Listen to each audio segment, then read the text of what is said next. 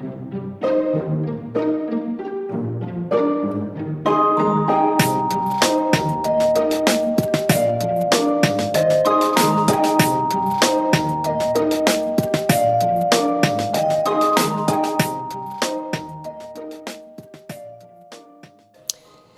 Go fans, I got back from the US Go Congress about a week ago and had just a marvelous time in San Diego.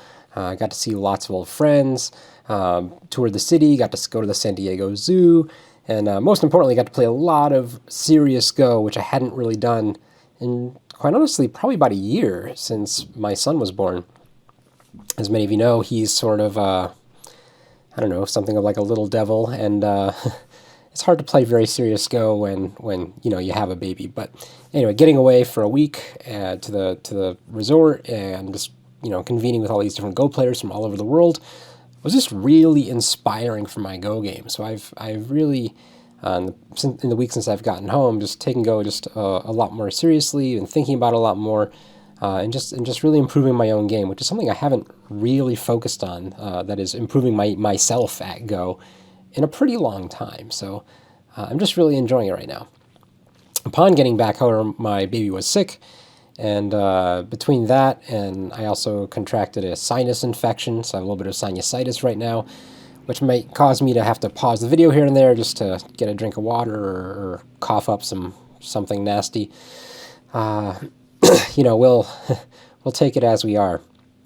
But anyway, from the US Go Congress, I played in the US Open, and I was very diligent about recording all of my US Open games and taking them all very seriously. Most of them went basically the full 3 hours, plus or minus half an hour, before and after that. And not only that, I took really, I took a lot of initiative to make sure all these games, all my 6 games, were shown to professional players and got their feedback. And I'm also running these 6 games through the Leela review program, which is, I think, about 8Dan as a software review, algorithm that anyone can sort of get their hands on. So between those things and then my own sort of repeated review and self-study of these games, I think these 6 games are probably going to be my best self-game reviews ever on this channel. And because of that, I'm calling this series Don't Watch This. And of course, the reason why, that might not make sense to you if you're not in marketing, but anyone in marketing knows that if you want someone to do something, just tell them not to do it, and they'll just go do it. So anyway, I hope that this series is my best self-game reviews ever, and that you are watching this video because you clicked on the clickbaity title of Don't Watch It, and here you are watching it. So you want to get started? You want to see my 6 games from the US Open and all the knowledge that I've gained from them? Yeah, Nick, let's do it. Yeah, see? There you go. Okay. So the first game, this is the first day of the US Open. Just so you know, the time limits for these games are an hour and a half with 5 times 30 seconds Byoyomi per side. In this game, I think after Byoyomi, we were both... She was just in like our first Byoyomi, I think, when we finished the game, and I was into like my 3rd period. Since it had gone well over 3 hours for the game, by the time, and it was still, and you'll see the ending. The ending, we didn't even make it to like the real end game. So it was definitely a very slow, very deliberate game. Jia Lu, she's a Chinese player, like fresh off the boat Chinese, like tourist Chinese. I think she was here with either a tour group and or her family. I know like 3 phrases in Chinese, which I used at various points during our game or in the review session. So she was convinced that I knew how to speak Chinese, which is a really serious problem because she knew how to speak no English and would tell me things in Chinese that I didn't understand. Anyway, that's a different story. Here, I'm black in this game and she's white. And why are these? Oh, right. I'd already sort of put a bunch of markings in this file. All right, so at this point, I'm playing the Orthodox opening. And why am I playing the Orthodox opening? Well, number one, it's very familiar. I haven't played a lot of serious Go in the previous years, so I wanted to play something I knew really well. Number two, I still think it's a strong opening, despite all the AlphaGo innovation. I still think it's very, very solid, and you can't feel bad playing it. And I just wanted to start the tournament with something that I felt comfortable with, psychologically, if nothing else. When you play the Orthodox, you're going to expect white to split or play here, since you're already threatening to build something kind of large, and my opponent didn't either.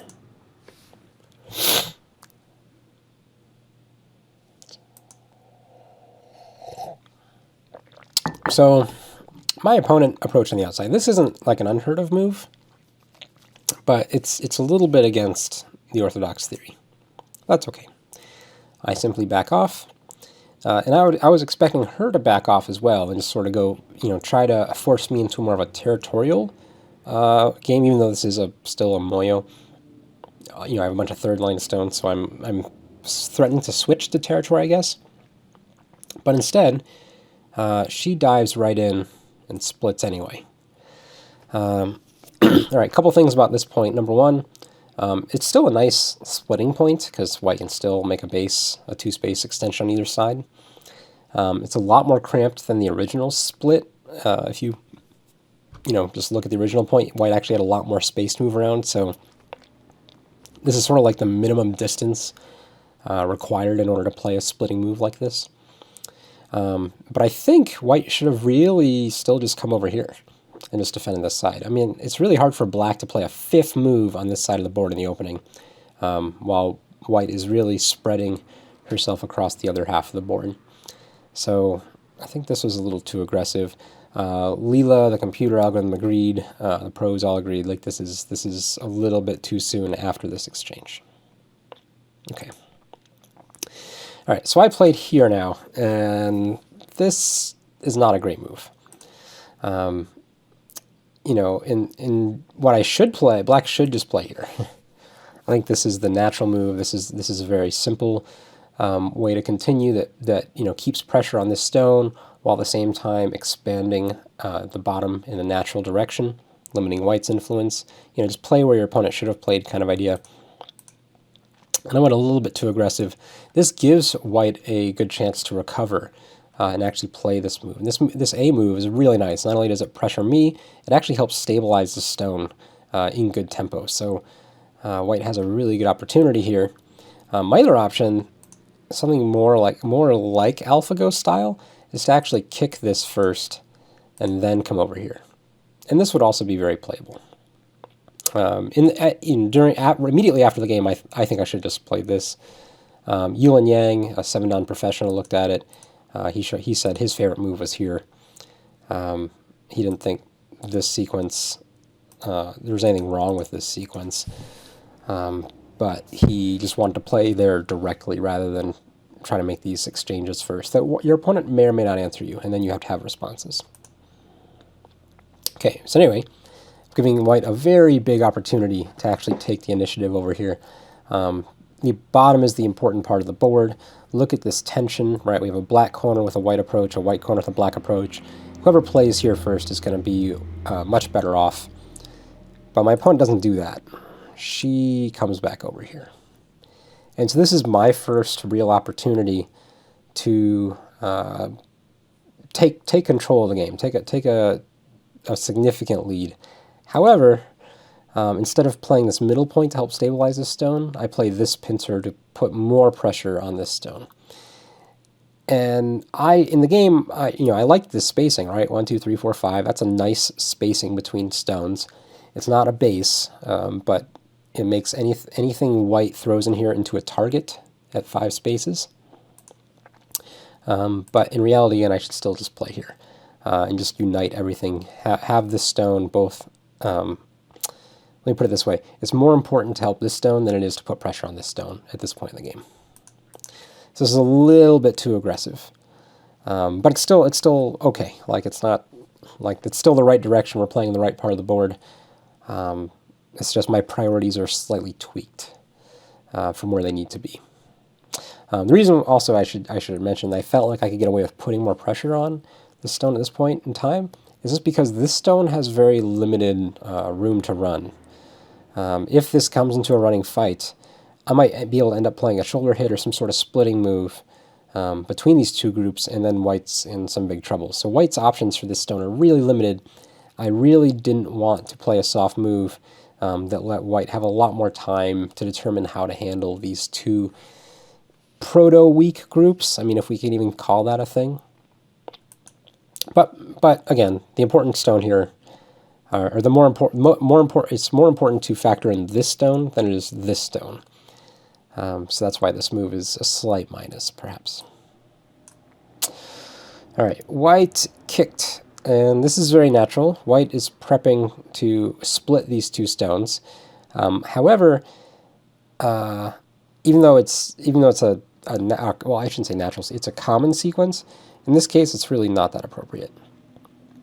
Basically, you're helping black too much. After this exchange, this pincer actually looks better now than it did even at K3. I mean, K3, it's still a really nice spacing, but the fact that you're going to help me strengthen this even more makes my more aggressive move pan out even better. All right, so there's the splitting attack. If you're going to split, that is the move. That's nice spacing. And then we take, not emergency precautions here, but just sort of, we take a forcing sequence that my opponent played very, very lax. Didn't try any of the the really complicated variations or fighting variations. Basically, I'm just looking to get liberties and strength here. And so when you're in this position, and white's made this exchange, this is a move that will help you do that.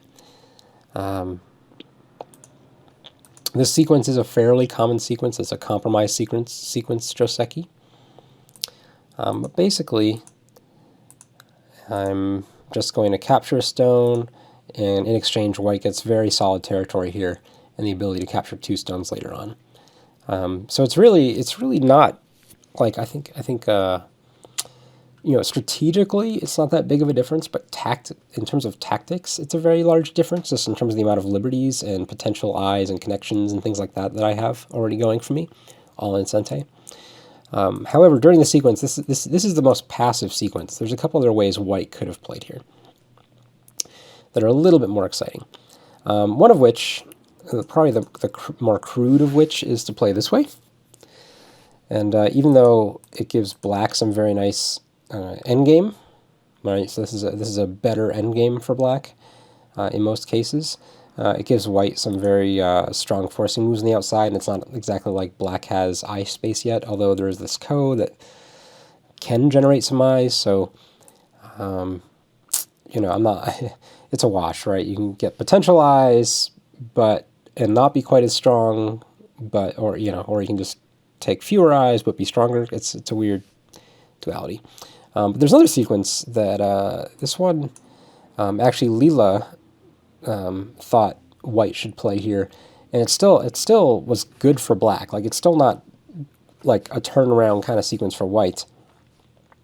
But the robot actually said to connect here, which is not Joseki, and is actually pretty exciting of a move that I wouldn't normally consider, and basically let black have this corner. In exchange, there's a couple of follow-ups here. If we play this way, we have this sort of splitting variation, where white can basically, make a really solid group, maybe capture some stones. Black ends up injuring the stone and taking the bottom. I thought that was pretty cool. Alternatively, white can also just take the outside here, and black can't really do anything about it. Maybe there's an attack on this group here later, but white can get very strong outside. Black gets a lot of profit. I mean, this was white territory, right? In some of these other sequences, we saw this was just white territory. But if the bottom's the important thing, white can connect a pretty strong, stick over here to help out this stone. Very exciting. I thought that was cool. So anyway, white's moves in the game are a little bit passive. It's a little bit too much book. Sorry for the camera flickers. Again, I'm during a lot of these breaks, I'm coughing in between takes here. Okay, so after this exchange, black still has to decide, what to do in this whole area. And I decide that after, this group gets all these sort of forcing moves, this is strong enough to fend for itself. So now it's time to actually really punish this stone. No, I don't. That's a complete lie. Oh, I forgot. I pushed this stone around, and then what I should have done is pressure this stone. This is what I should have done in the game. Now that I've made all these exchanges. What I actually did was I said, okay, I don't know how to treat the corner yet. Obviously, taking the corner is very big, but I've already invested 3 stones, sort of, to white's 1. So playing a 4th one, it seems like I'm paying a lot for this. But in reality, it's worth it. Like, this is still a lot of points, and white has nothing here and no friends that are super strong. But I was still thinking white couldn't really come in. If white invaded, I would just take this very strong outside and basically own this entire, I don't know, half of the board, basically. Can you imagine if black just gets a wall all through here? It's really hard to see how white can reduce everything. So I was like, white really can't play in the corner. So why don't I try to take the corner in in tempo, in sequence? And one way to do that is by forcing this stone to basically approach the corner, and then that gives me time to take the corner at that point. And I've gained a little bit more profit up here in the process. It's not terrible logic. It's just I'm playing a really big move instead of taking the important move, right? I've got these 3 white stones. I can't be playing on the outside of them. I have to be affecting these 3 white. This is what the game's about, right? These 3 white stones. And so for me to play, a move that doesn't impact somewhere in the middle of them is too slow. It's big versus urgent, and I'm playing the big move. This is a nice move. I thought in game. I did not handle it well. Again, white is trying to keep everything split and try to come back with some sort of attack on this group. And in the game, I play a nice move here. This is the correct move here. I'll take it off the board just for one more second, just to show you some of the other options.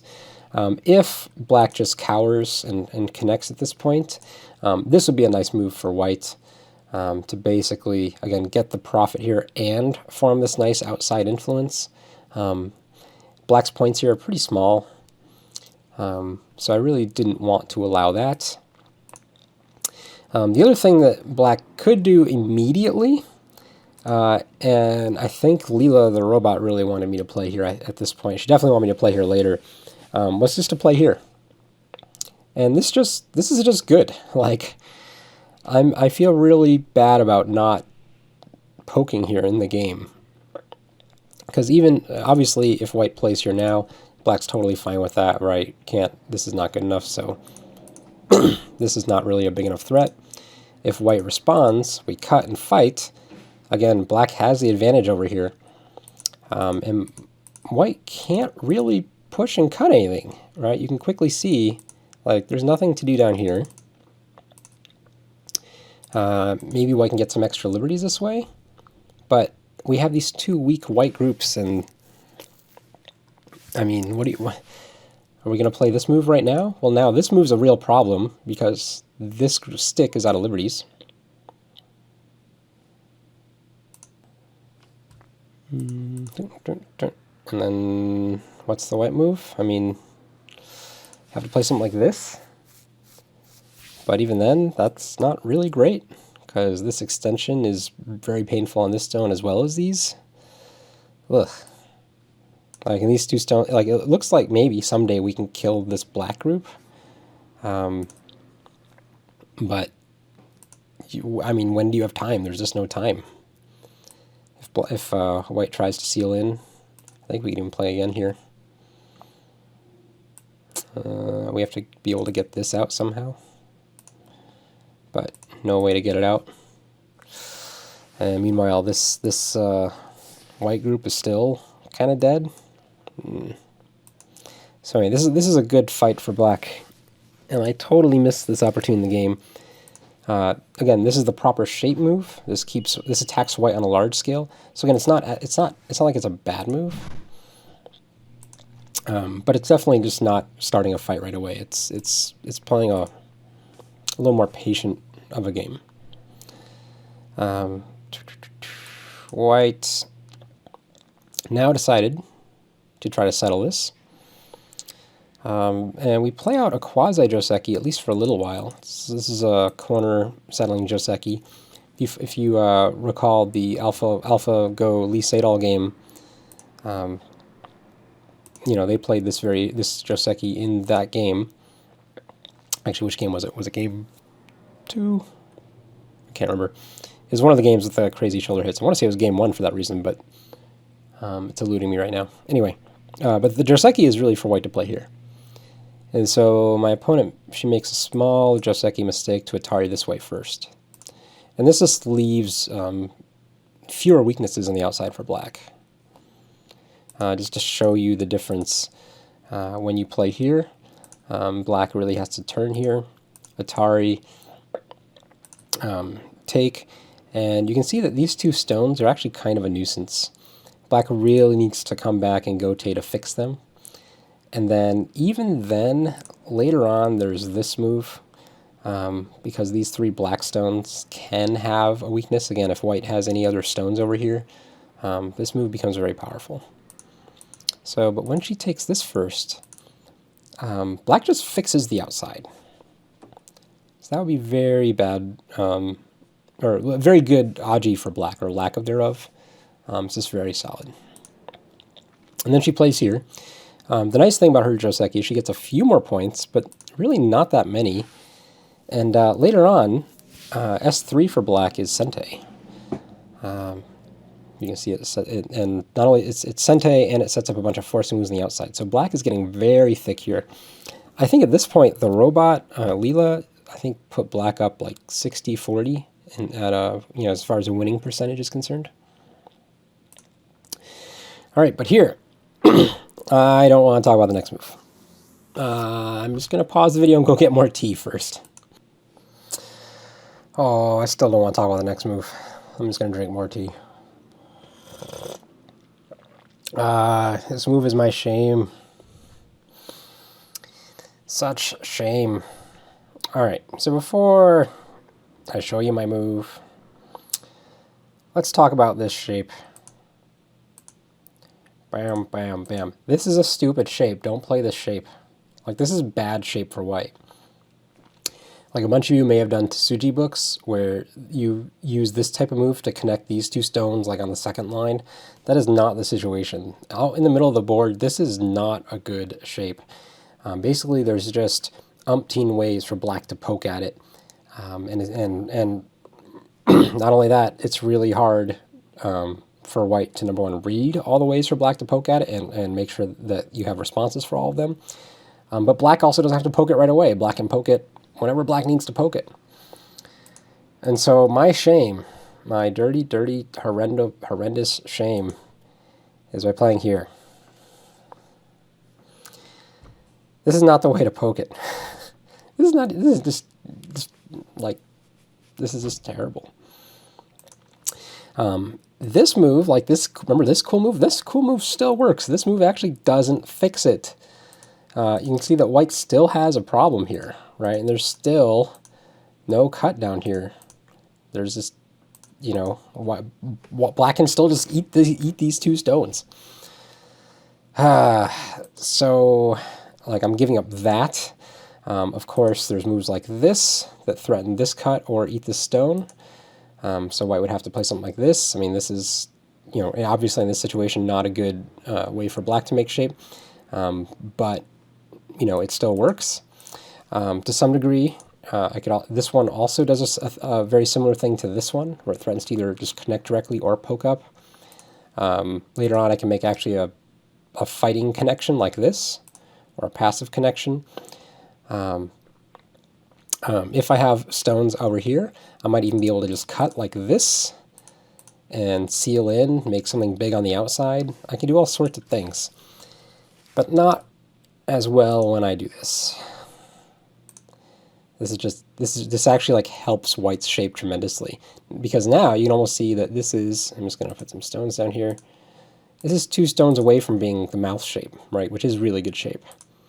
The reason why this shape is so bad is that you can't make a mouth shape, right? This is really hard to make eyes. You make eyes from mouth shapes or panukis. This shape does neither. So I have brought shame upon the entire Go community. So you might be asking, why did I play this? Well, I was looking at these really long sequences where white pokes in here and cuts, and for some reason I had convinced myself that I needed it, but I don't need it. So my shame.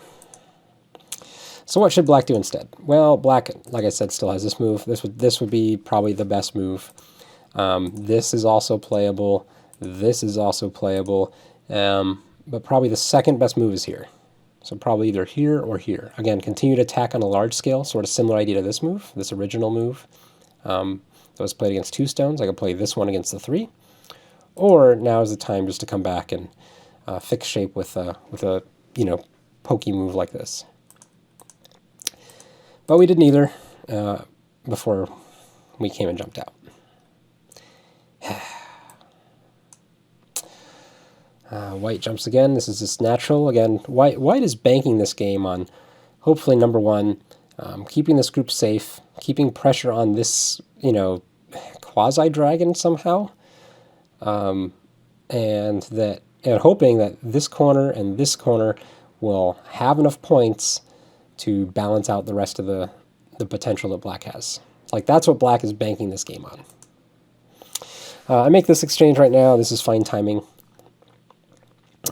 Again, black still has moves down here to live or come out, so this group isn't going to be in any sort of dire trouble quite yet. And again, this sequence is Sente, or at least this exchange is Sente. Again, it just gives black a whole bunch of forcing moves over here later. You can see even something just simple like this.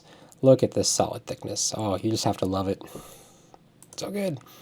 Alternatively, maybe black later on wants to play this one. Same idea. The difference is that it lets white cut, but it does get you this connection down here, which is a little bit stronger. Okay. All right. So yeah, right. My actual game move was here. This is bad. So this is actually a place where the robot and the professional conflicted, which I thought was interesting. The professional player, Yulin Yang, 7-Dan Pro, he was like, if you're gonna fix your shape over here just to get yourself strong and then counterattack, this is a better move. And that's what you should play.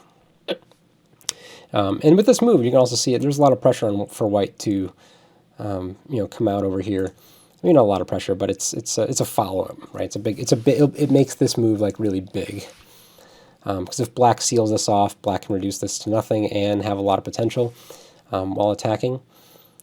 The computer move, the robot just said play here. Like, yeah, you're done. Like, there's nothing else good for you to do over here.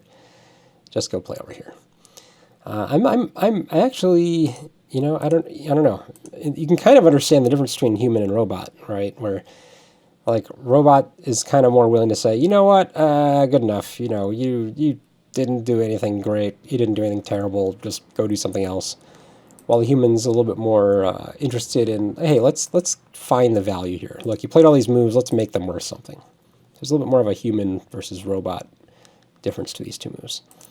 The move I played was here, and the problem is I still have defects, and it doesn't really fix the shape well enough. And this move isn't really any more severe than this one. So this one is actually faster and has a better effect on this side of the board.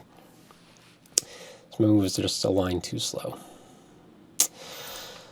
So white played here, and the robot really didn't like that move. Like, I forgot what the percentage drop in win percentage for white, but just did not like this compared to white's other moves. I think it also just saw that, right, robot said this was a mistake, so black just, lost a whole bunch of win percentage. So when white plays here, white did not gain it back, Maybe that's something along those lines. It's certainly a big move. You can understand why a human would play it. Again, the top is probably the biggest area at the board at this point. It's really hasn't been played. Getting a double wing for black is very large, especially with a weak group next to it. And this stone also has an effect, on this stick group over here that's kind of in the middle of this black influence. So this is a very human move. But nonetheless, I think Robot thinks the corner is biggest. So I now come take the corner, and this is not the right way to do it. And both human and robot agree. Yul and Yang, again, yelled at me for this one. This one, you play this one when you don't want to get pincered. And I was like, on the game, I was like, I don't want to be pincered, right? I still feel like I haven't quite fixed anything over here. And furthermore, because I played this move and white didn't respond, I actually have potential to make points over here. So, if something like this happens, look, hey, black can make some serious points over here.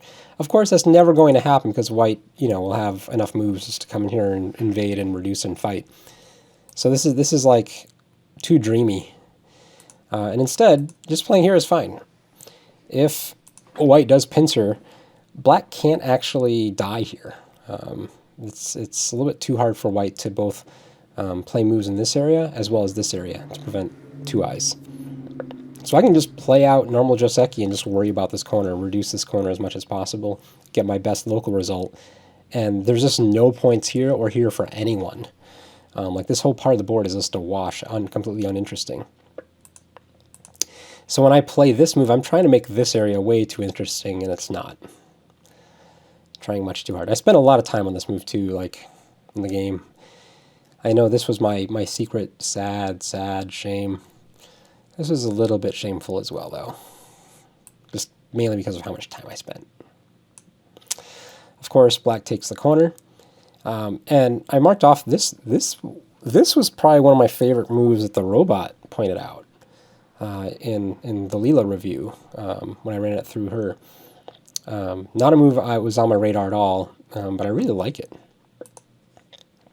Just for black to play here next. And I'm going to drink a cup of tea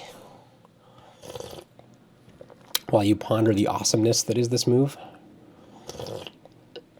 Because at first glance, this move looks bad.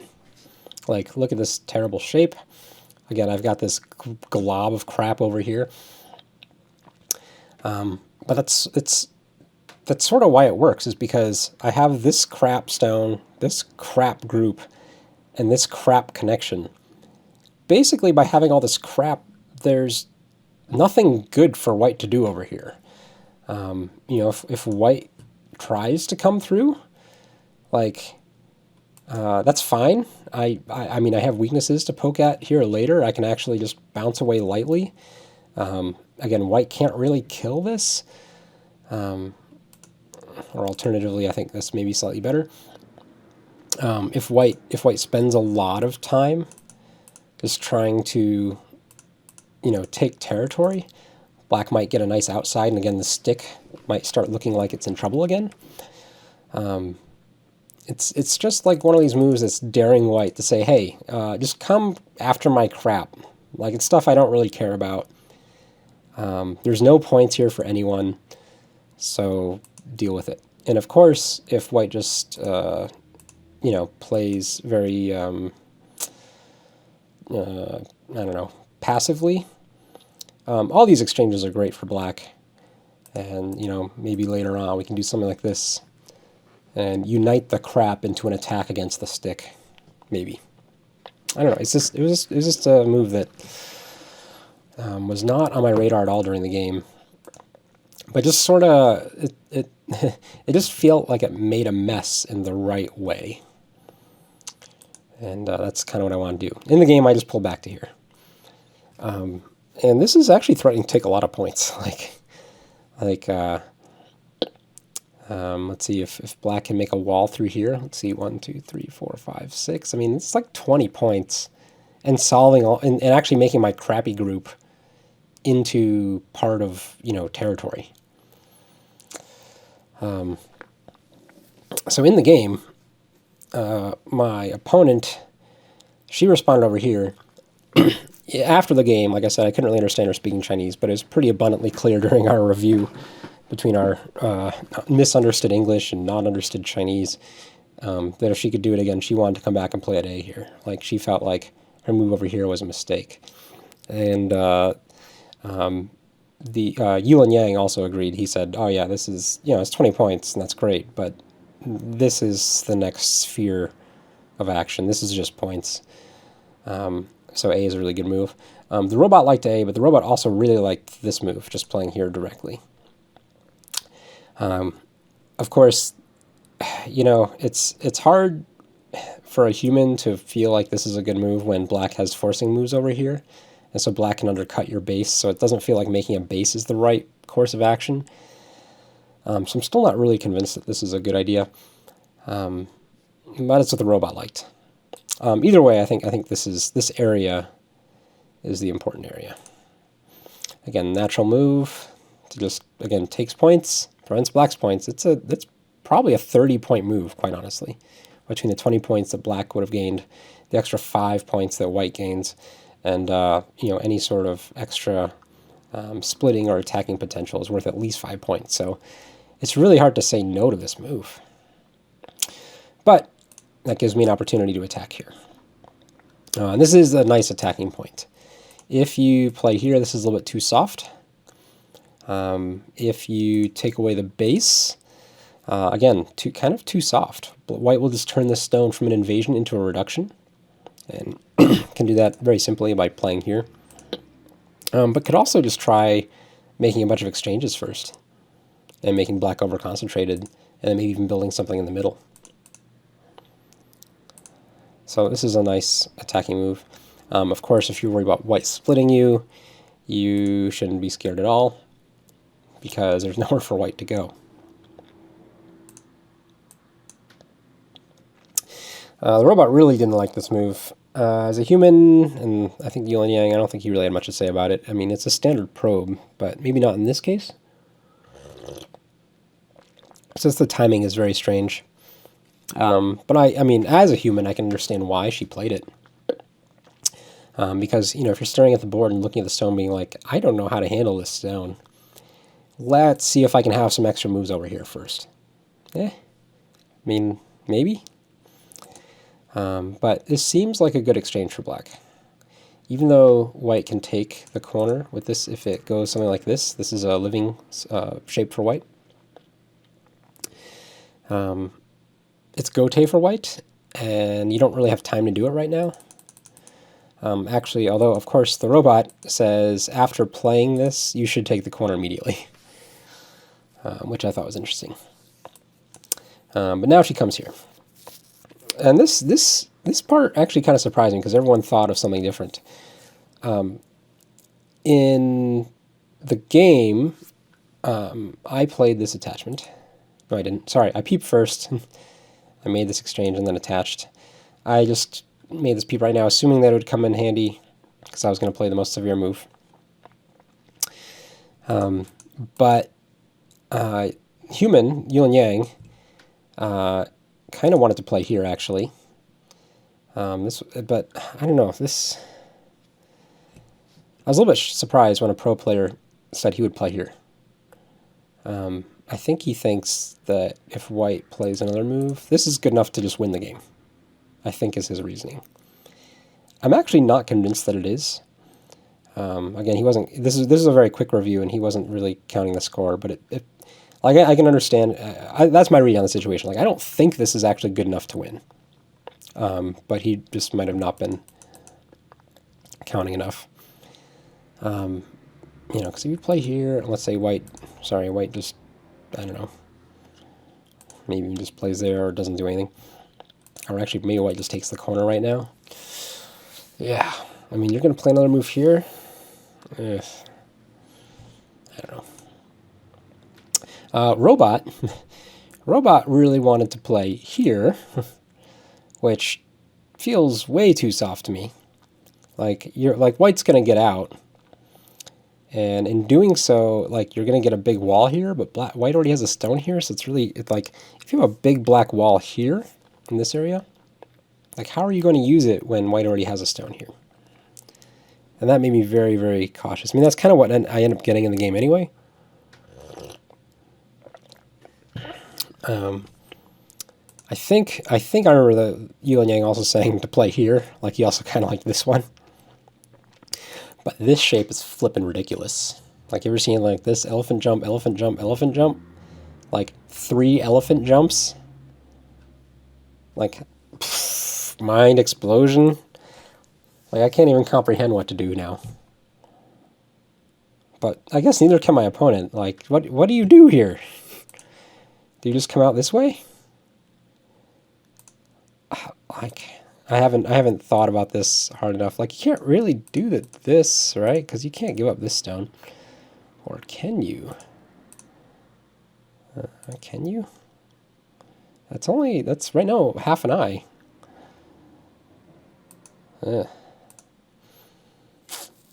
Maybe. I don't know. Maybe you can do that. It's severe.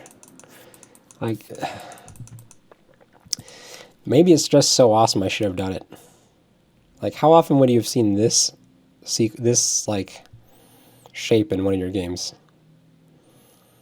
I don't know. But in game, I did this and I attached. I played this one because this one I could kind of read and thought this was okay for me. I felt like if I backed off, white would actually have an easy time connecting, and if I attached, I actually had just enough to prevent white from getting out. So this is natural, and then here, white should play here. Like, there's no reason not for white to play here now. Even though, right, black has forcing moves, after these exchanges, yeah, black can cut here, you know, well, actually not really yet, but black can attach here and then cut, you know, or some combination thereof. Like, there's things black can do, but white actually is starting to almost have enough shape to live directly, and that gets really scary. In the game, white plays here. And Yuan Yang said this was just a mistake immediately, like, you can't do this. The robot actually didn't think this was a mistake. Like, the robot liked this move, the robot was like okay with this one. So again, weird contradiction between pro and robot. Which of course I peep immediately. I think the reason why white or the robot didn't think this was a mistake because black actually can't peep here, because now this actually gives time for white to play here. And you can say, hey, but then, you know, black connects and then you have to connect. Well, do you though? Like, it's not actually clear. Maybe it is. I don't know. I didn't look into the variations too deeply. It was just an interesting quirk. I tend to agree with the pro here, at least, you know, from the human eye. Like, you should just play there. Or, at the very least, just connect. Right? If you aren't going to, you know, be able to respond to this peep this way, then you should just connect. All right, here we go. Exciting. So we just try to seal this whole thing in right now, is where we're at. White makes this shape, and I miss a good opportunity here. I think there's some logic to me just playing here immediately. It does put a lot of pressure down here, but again, I have a forcing move, so it feels okay. I make this exchange just to, I don't know, I did it. Just to make sure I got the like, white couldn't sacrifice the corner. I just didn't want the situation where white can like bust through and take this entire middle and give me back the corner. Like, I didn't want that to be a possibility. I don't think that's good logic, but yeah, we're human. Okay, here, this is probably the move this is like the good move that I should play, right? This just says, okay, you're sealed in, there's nothing left to do here. If I want to play an aggressive move, I need to play this one. Although, actually, after all these exchanges, this one is slow. So maybe I only play this one if I don't actually exchange these already, because I don't want to keep the shape that well defined. Because I might need to play an eye space making type of variation. But here, I was sort of reading this out, and I was like, you know, first of all, this stone is worth points, and second, I don't think I'm going to die. So let's just play the most severe move possible. But in retrospect, I should just play here, because white actually has some nasty things white can do.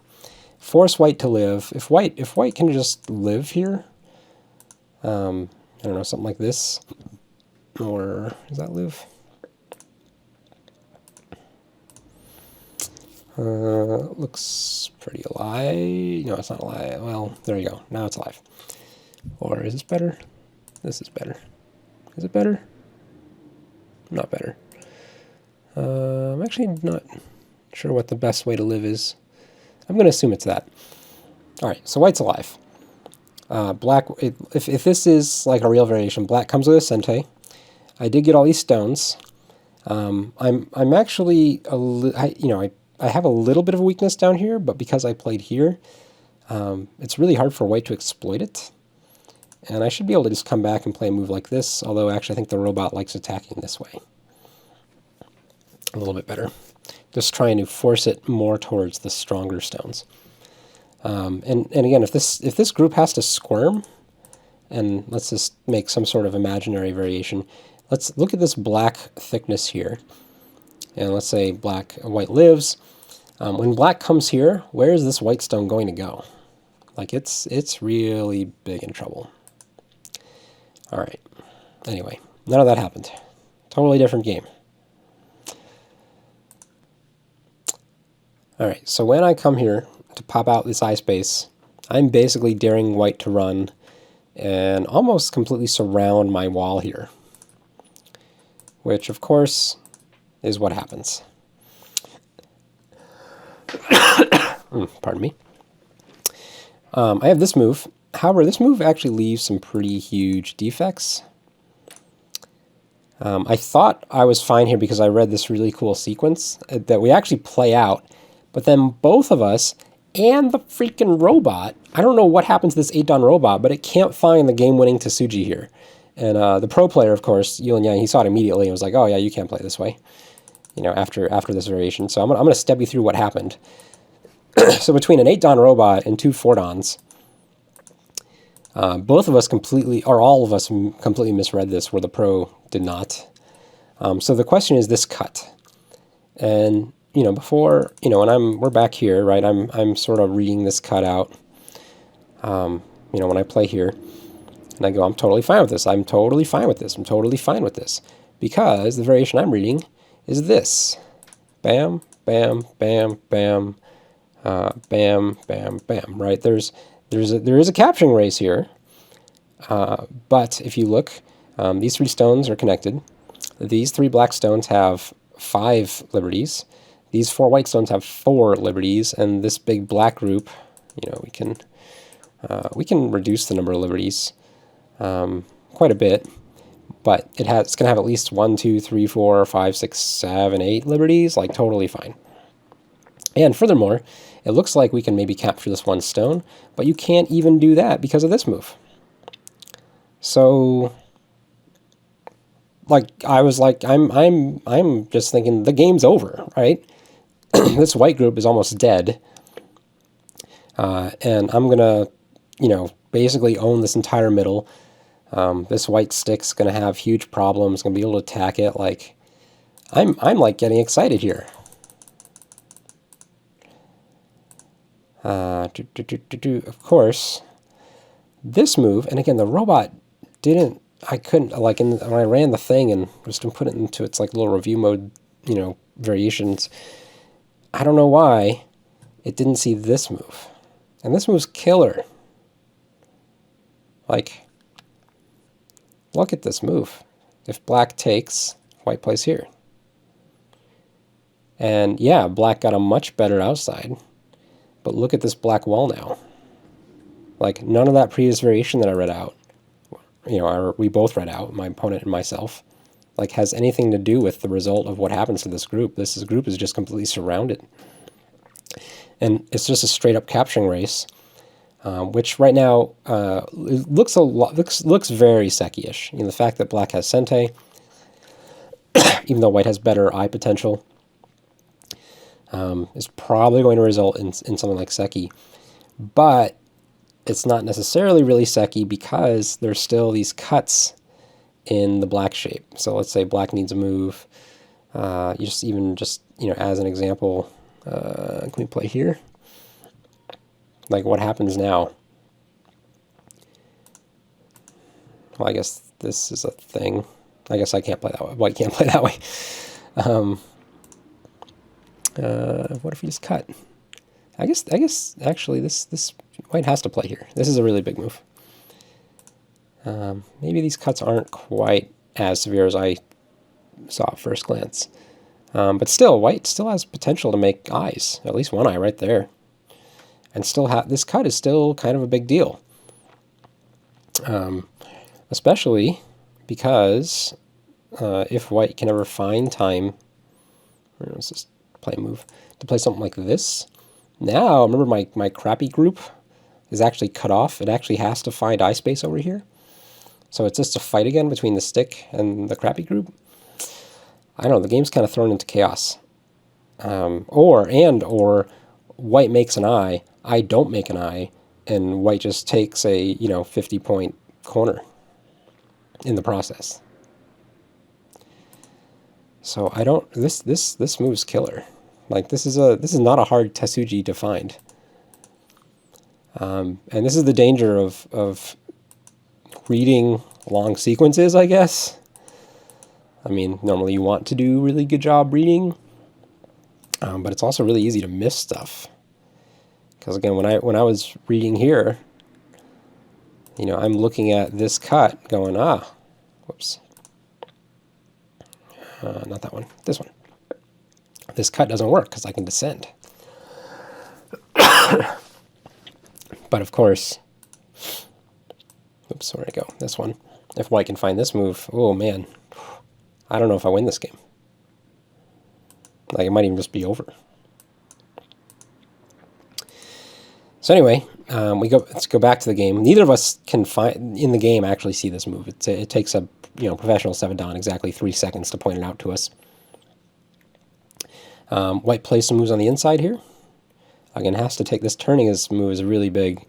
I kind of wonder if black could have even just done it like right now. Like, is there time for me to just do this? That might have been game over. Because if you do this here, I guess that's just cut.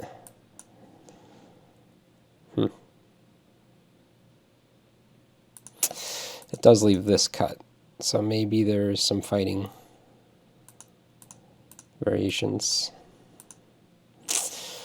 Yeah, I don't know. I should have looked at this more carefully during one of my passes through the game. The timing of this move. I feel fairly confident saying there's time for it earlier. Even like right now. Like right now, it seems really good.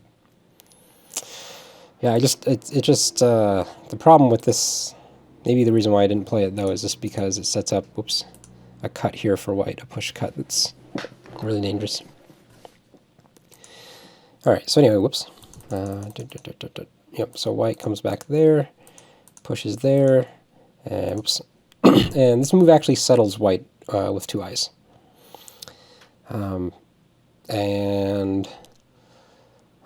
If anyone wants to do a go problem, again, I read this in the game for quite a while. Try to find a way to kill white. And I can't do it. At least I couldn't do it in the game. Because white can always make an eye here. White can threaten to make... I forgot what the other sequences were, actually. The problem was, actually, I did this in the game, and then I spent a while reading out these variations and decided I couldn't kill it. But I don't remember them now. Okay. Anyway, do a go problem. Kill white. Internet, go! Anyway, the robot couldn't kill white either.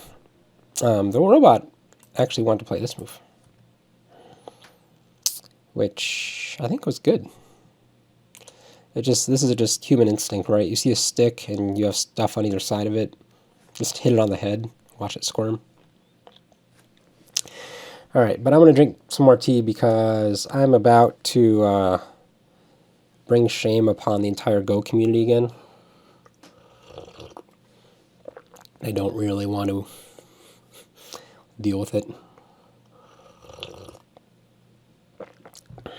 All right, so anyway, and I like this move, especially considering what happens. You'll see why this shoulder hit might have been superior.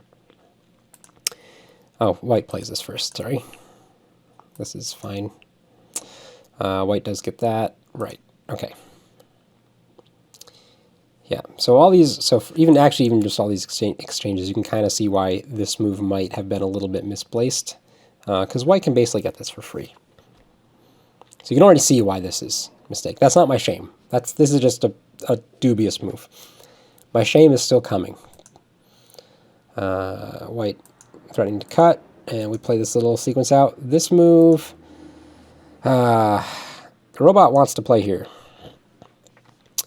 The robot just said seal this whole thing in. And I kind of wonder if I can do that. I didn't actually read this out carefully enough after the robot. Like in my own reviews, I didn't find this move. And I didn't see this move till yesterday when I ran it through the robot. So forgive me for just poking at things that should have been poked a while ago. Yeah, I guess this cut isn't bad, right? Like, what's bad about this cut? Is it this move? No, that's not bad either. So, So then if white just pushes, I think you just play this way. All right, but let's play it this way. This is the fun way. All right, now what happens? There. Yeah, I like white. So maybe the trick is you can't play there. Then white gets all this. Maybe. Oh man, it's tough to be a robot. Like, it's really tough. But then I don't know. Either way, this is not the human move. This is either a really high level move. Like, you're gonna leave a trail of very thin stones, or you're going to sacrifice this. Like, you're looking at a thick wall and sacrifice this, or you're going to leave a trail of thin stones next to a white thick well, still a stick at that point, I guess. All right, but anyway, in the game I played here, which meant, well, actually white's poking from that way, which is probably a little bit greedy. And so white's looking like she's almost out. But then she plays this move. And this is the moment of my shame. Sorry, I thought it was much sooner than this. We're finally to the point of my shame. Because I can play so many things that are just good. This probably being the most natural looking one. But in the game I also considered moves like this. Like this. I think the robot liked this one the best, but I think it also liked this one. But in the actual game, I played here.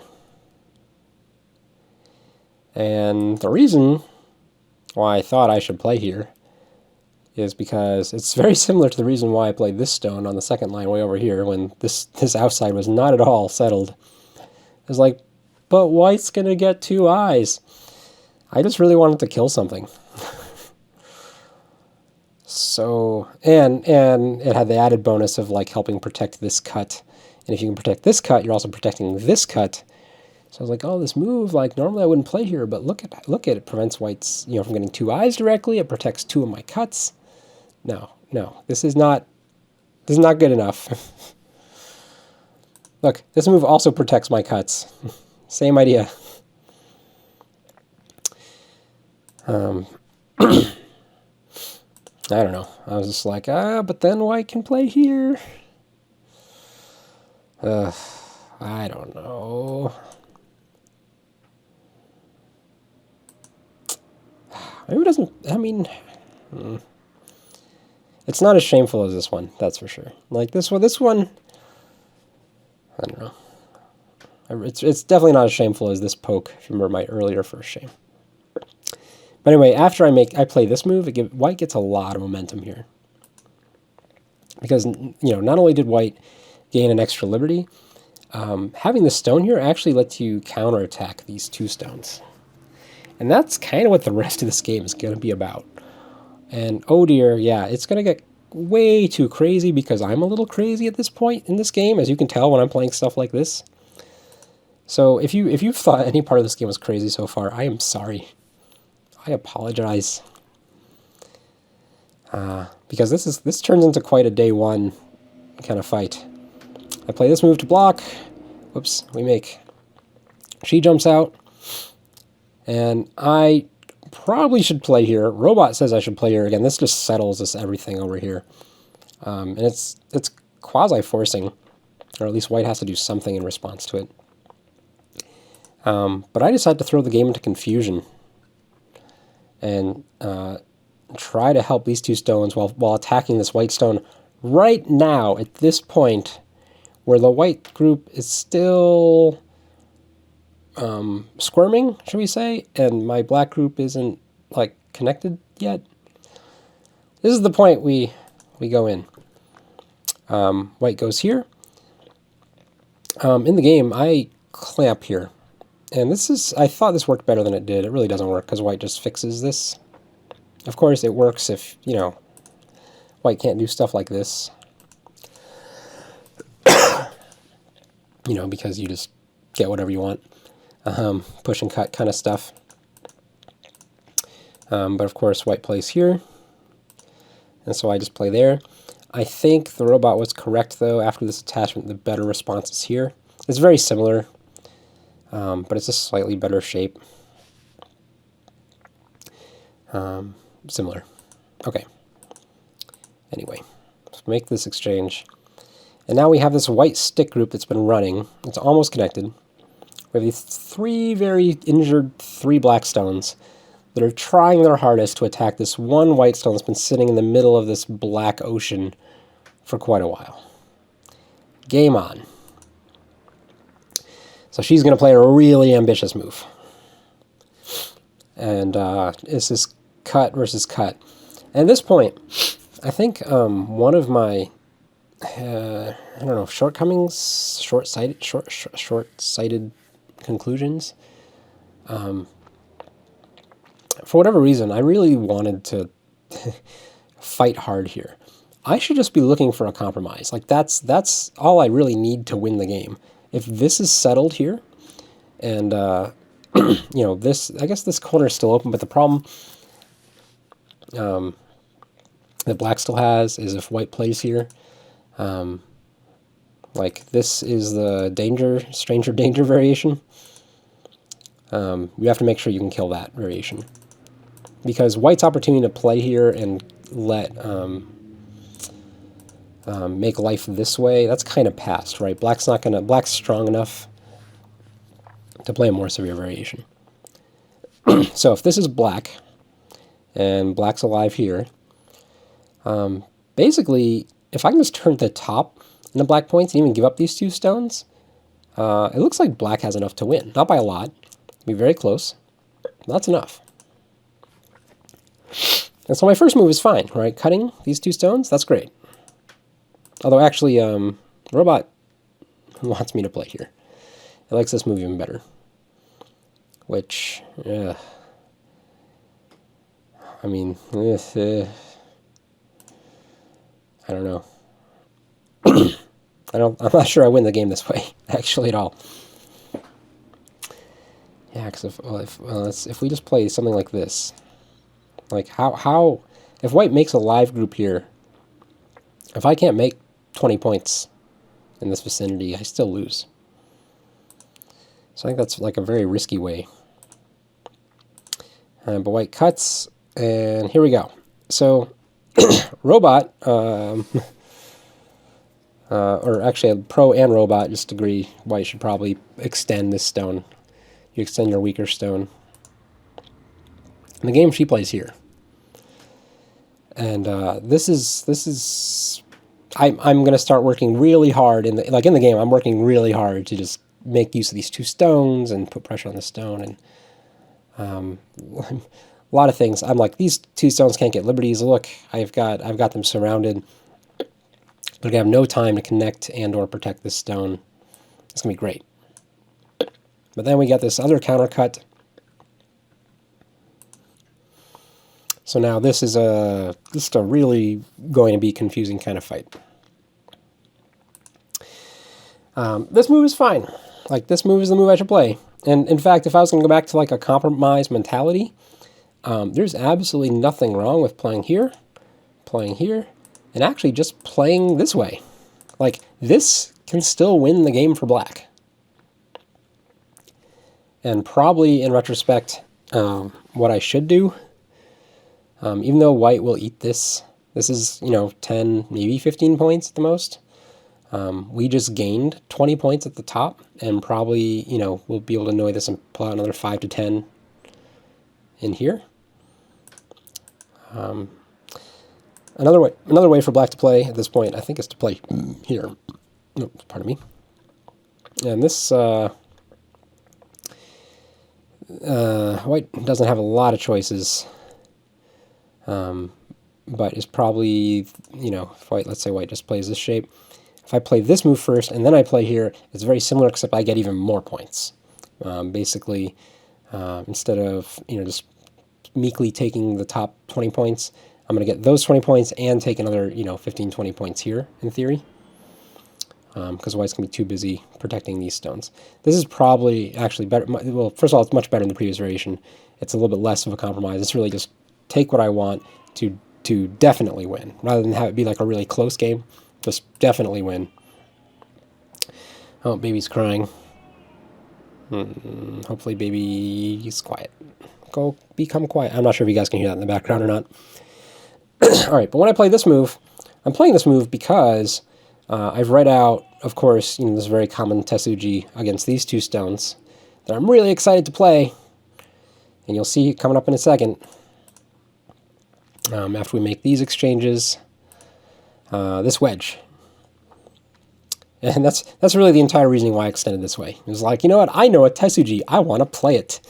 So let's play the variation that lets me play the Tesuji that I want to play, regardless of whether or not the Tesuji is actually good or not. But it just throws things into a much more confusing state.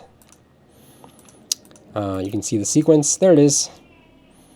And don't. So it's this little dumpling wedge Tesuji to short the liberties here down to 2. And I'm actually feeling pretty good right now. Like I'm scared, but look, this is a dumpling with 2 liberties. Like, what the hell is this thing going to do to me? I've got a stick over here that has no eye space. My shape over here for black is actually kind of stupid. This has very much fewer liberties than it looks like. It's not in great shape. But look at this dumpling. This is even worse shape. But it does have an Atari, so it gets up to 3 liberties. It can push to gain another liberty. Of course, once it makes this exchange, now it actually just hurt this stick a little bit more. So try to get more liberty on the stick. Keep the dream alive of killing everything. So, like, somebody's going to die. So huge and so large. Go back to shorting the liberties on this group. Back down to 3 liberties. This Atari. And then this move. This is the normal proper shape move. Yes, you're giving up a stone here. But if you do this, then, you can just win this race at the top and just, have your 25 points plus. But, here, we'll game on. Black plays here first because, when white does this, if black just captures this and white doesn't get any other compensation over here, white can still win the game, right? If white gives up this and black gives up this, white can still win. This is now much bigger than it used to be. I think I gotta pause it for the baby. Hold on. Okay, alright, so baby's fine and fed and like reasonably happy and back with mommy, so we're back in business. Okay, that only took a 40-minute detour. Alright, anyway, let's go back to the game. Let's quickly just, I'm going to use a marker tool. Let's use numbers. So I've got this thing, right, that white's trying to kill. white's got this thing that I'm trying to kill, and then white's got this thing that he's trying to keep alive so he can kill this, but meanwhile I'm trying to kill it. So, and of course if 2 stays alive, then 4 can be killed. So we've got at least 4 weak groups here, not counting individual stones like this. So this is super exciting. If you're not excited by having 4 weak groups going into, what move are we at? Move 150. Which is not like super late game. That's definitely like end to middle game, but for it to be this violent, it's kind of saying something, right? There's really not a lot of empty space left on the board. Anyway, let's go back to the move tool. And of course, yeah, when white plays this, we have to push and have to cut. You could cut this way, I suppose. Is that better? For some reason, I just assumed that having this Liberty and having this Atari potential filled was better. I'm not actually sure. Basically, I just exchanged this for this. So, very little difference, at least as far as we can tell right now. All right, but then we cut here. Okay, so now, yeah, this is a thing. This group, remember this potato group that had exactly 2 liberties? Well, it really only has 3 liberties now. We've ran all the way to here, and we still only have we gained 1 liberty. So that's really exciting for black. However, white has this resource. You know, white's now basically giving up on these 4 or 5 stones. In order, take these forcing moves. Whoops, and actually I'll pause here. You can see after this, now we actually end up with a lot more than 3 liberties, and some co-shapes that could almost turn into eyes. And then after white plays this Atari, this move I didn't actually see. And so when white played it in game, I'm in Byoyomi now, I kind of freaked out a little bit. Like, I was like, you know, this move was not on my radar. The cool thing about this move is that, of course, after this, I'm thinking these are never going to be in danger because, you know, whenever white tries to do a fix over here, I have this move. And black can just eat these 2 stones. But this is just, I don't know, it's not like that hard of a move to find, but when white plays here, now all of a sudden this move doesn't work. Or wait, does it? No, it doesn't work. Okay, good. That's good. Yeah, because white can connect, or white, let's say black defends. Oh wait, I can just defend this. But I don't want to defend this. No, I can't defend this, right. If I defend like a move like this, there we go. Yeah, white just plays this way. And if we connect, white can actually link up and save the group. Which is kind of a big deal, just because, again, I guess now I would kill this off. Even if white lived here, I would get this, and I would link up here. So actually, this would still be a 1 game for black. But I wanted death, so I kind of freaked out. And so I just played this connection and Atari this stone. I don't think it's the best response, but actually, after all these exchanges, it's actually really hard to see a way for black to lose, other than to lose the capturing race between this black group and this internal white group. That's the way how black loses the game. White takes this, and so we have a co-shape here. I take this stone. White plays this co-shape here, and I take away that to make the co-shape there. And so this is rapidly turning into a huge series of co's. And at this point, it kind of crossed my mind, like, wait, is it possible? Could this end in like a triple co, no result? And the answer is no, because these co's you can see, like this one, threatens to Atari this stone and then fill this one, which then shortens the liberties over here. So it's really, can we make it into a triple co? I haven't actually tried really hard. Maybe there's a way we can make it into like a bona fide triple co, no result.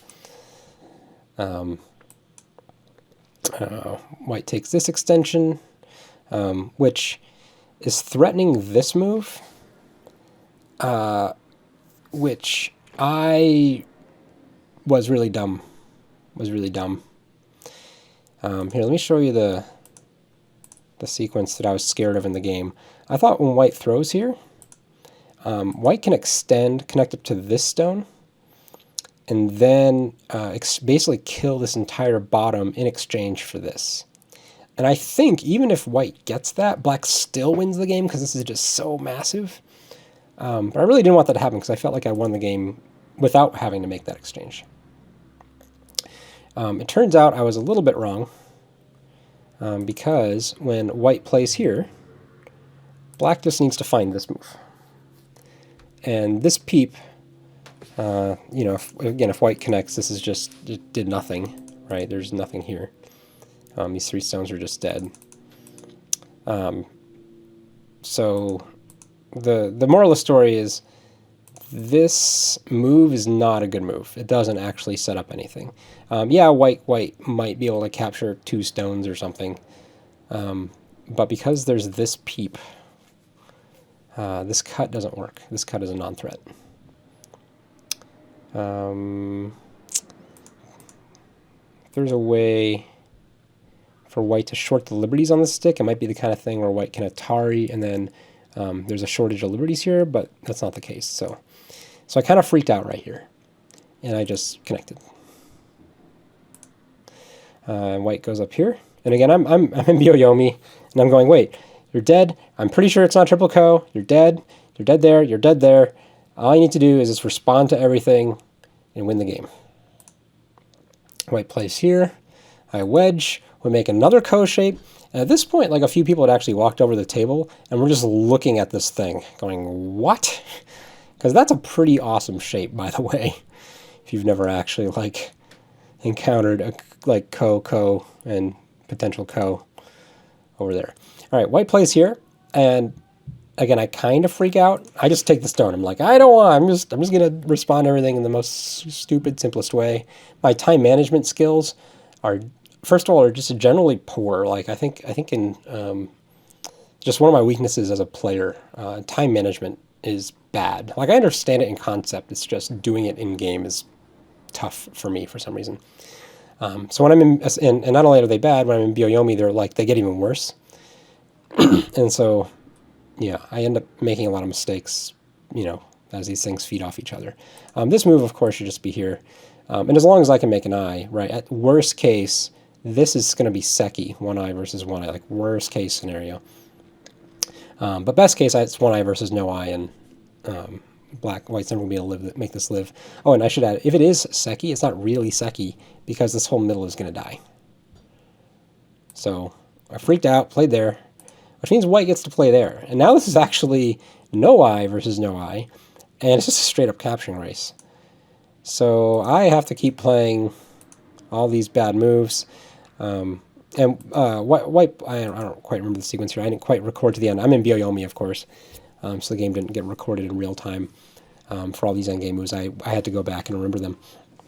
So at this point, I kind of stopped remembering because I realized I couldn't remember the exact sequence that white did all these things. But rest assured, white is dead here. White does actually start this capturing race with moves like this and this. But basically, black just keeps, you know, collapsing these ko's one by one, and ends up winning this capturing race. I think it was actually ended up being a really close capturing race by like 1 move to collapse all these ko's.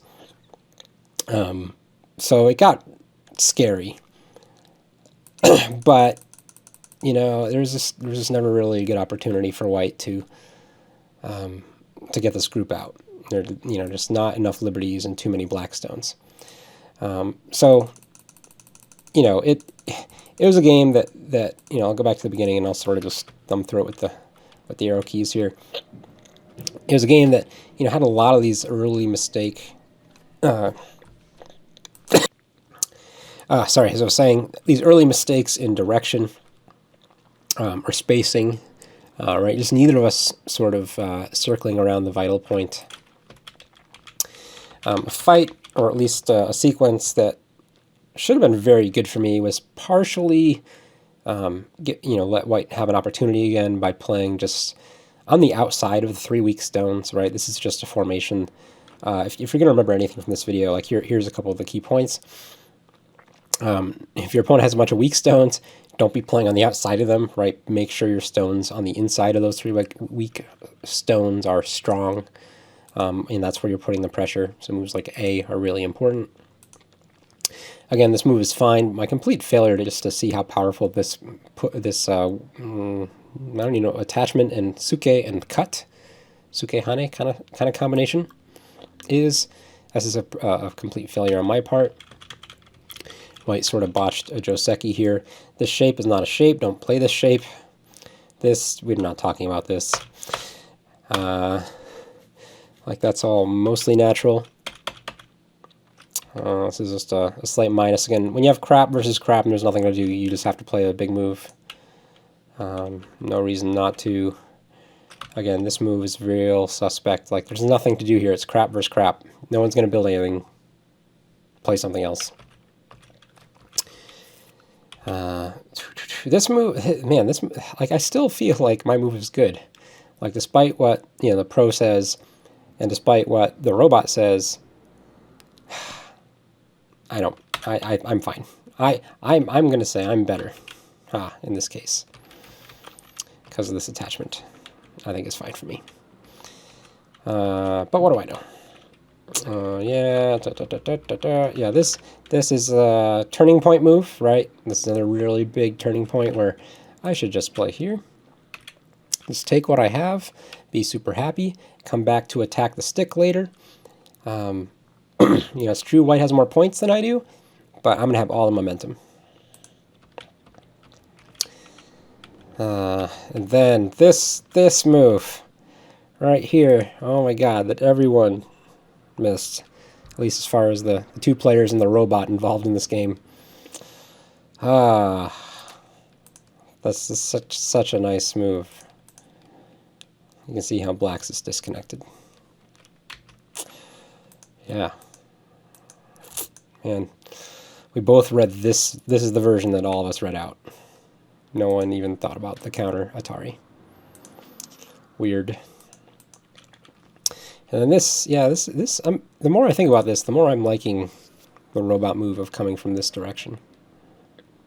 Here or here. Like both of these I think are good. Well, actually, I like that one better now. I'm just worried about this type of stuff. But it's not. Yeah, it's actually not. I don't know. This shape is just bad. Maybe there first? It's plausible. Okay. Alright, anyway, we're back to reviewing, or summarizing, rather. So then this sequence, and probably this move, right, is sort of the last big, like, just definite mistake. Black should just play something else to strengthen everything, rather than worry about this little stuff. Force your opponent to live small, rather than forcing them to fight like a caged animal. Again, I did this twice in this game, right? This move and then this move. I forced my opponent to fight like a caged animal. And both times almost ended in complete disaster. Like, both times didn't, but they almost did. Yeah, maybe with white, I think white should still play. Like, well, I don't know. I don't like that move either. I don't know what to do as white here. So I mean, I like white's move, just because it seems natural, it makes sense, and but in the end, it really just isn't good enough. She just can't. Yeah, I just can't get enough momentum here with all this thickness. And now that the right hand or the left hand side is settled. So we do this huge fight, and I work way too hard to pull off this Tetsuji, where I should have, just extended and given up something, and just taken all that, and game over. But we didn't. We danced in the pale moonlight, like Batman, or someone. And then, yeah, we just run this out until this giant ko thing, or pseudo multi-ko thing appears. And it leads to a giant capturing race for the win. So day one was off to a good start. We got our first day win. I was super excited to, beat a Chinese player who, spoke no English. Actually, that kind of made me a little bit happy, just, not because I wanted to beat the Chinese, but traditionally I think the AGA considers the Chinese ranks to be slightly of better quality than the AGA ranks, shall we say. So all that was great, and I was having a great Go Congress. Got a picture here loaded in the background. Here's a picture of the tournament room. I think this is a picture by Tony Cha, who's actually sitting next to me. Wait, he's not holding. Wait, if he's sitting next to me, then he didn't take the picture. All right, maybe not. But either way, this is the main playing room. This is actually towards the end of the round 6 game, so this isn't my round 1 opponent. I don't think I have a picture of my round 1 opponent, unfortunately. But you can see, there are a lot of players there. How this room works, by the way, is that all the queue players are over here on this far side, and then you sort of work your way up and down these tables. And this last row is sort of the highest players in the room before you get to be moved into the strong players room. So I'm not quite in the strongest players room because it's a pretty exclusive club. But hey, I'm in the right row to get there. If I can win enough games in this row, we moved up. So anyway, super excited about the Go Congress in general. I really hope that you enjoyed this video and this review, and that you want to actually see these other 5-game reviews. I'm doing a lot of legwork or I've already done a lot of legwork, is what I should say, to make sure that I have not just my own comments, but comments from higher level players and robot analysis. So I'm hoping that you guys can see some pretty subtle, Don level distinctions between moves and what's important and what's not in these games. So anyway, I hope you're willing to come back and sit through more. Traditionally, the videos I've done where I've reviewed like my own games like this aren't usually that well received. Like compared to like when I'm playing a live game with Andrew Jackson, or doing even problems with my normal DDK class. So if you did like this video. That's all I'm saying. Anyway, until next time, thanks for watching.